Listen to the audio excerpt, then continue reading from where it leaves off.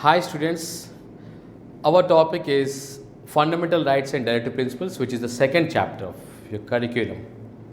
See, how many of you know about rights? You know what is a right?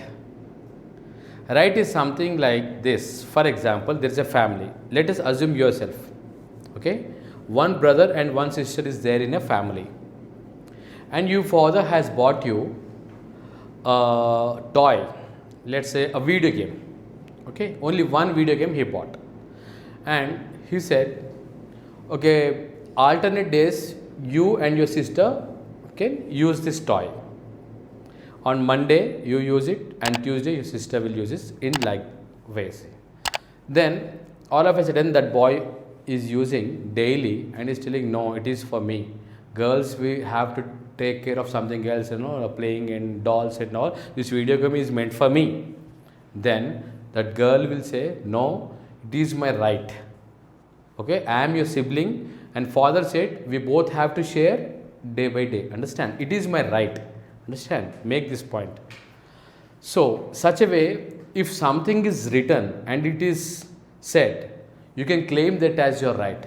In such a way, every person on the globe has their rights, but we are telling fundamental rights, they are confined to particular countries. But as a human being, everybody have human rights that we are going to discuss later. Okay, and this chapter is all about the fundamental rights of the citizens and the directive principles of state policy.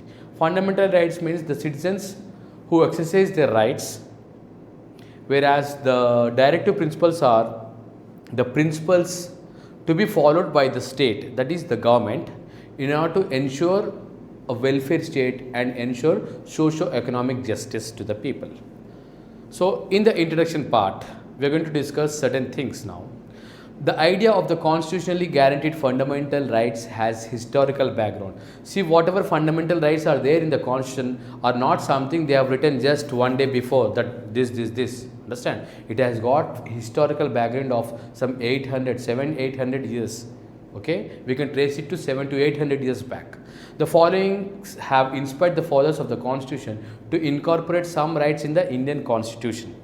The Magna Carta 1215 of England. So they have followed this Magna Carta. It's a charter given by the Queen during those times in England.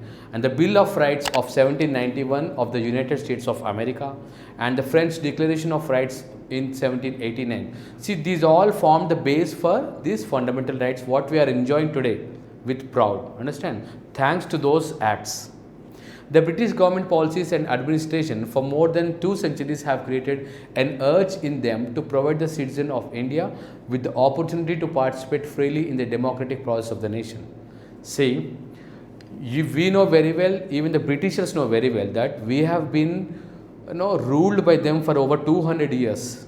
Understand? That is 2 centuries. And always we had, as Indians, we used to have, let's have something. We had always been put in a cage like this. Let us become free. Okay, that means free means we have to ensure that realize our personality. Understand? That we should have some rights. Freely move around. Freely you can express. Understand? So participate freely in the democratic process of the nation. You can elect your own person, like whoever you like, you can elect them. They can rule you. It's not like that earlier. Before this, somebody else will rule you. Don't have any control on them. But whereas vice versa, they have control on you. Okay.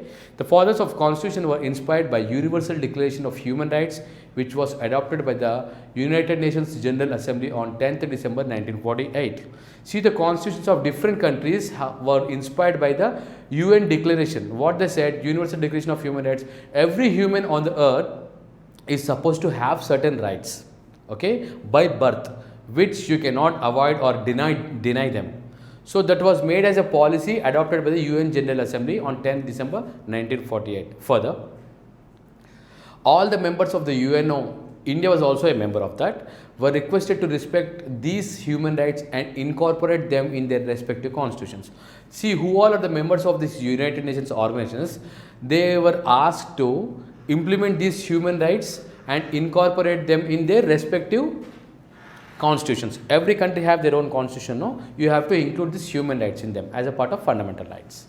The directive principles of state policy are the result of the noble ideals of the fathers of the constitution.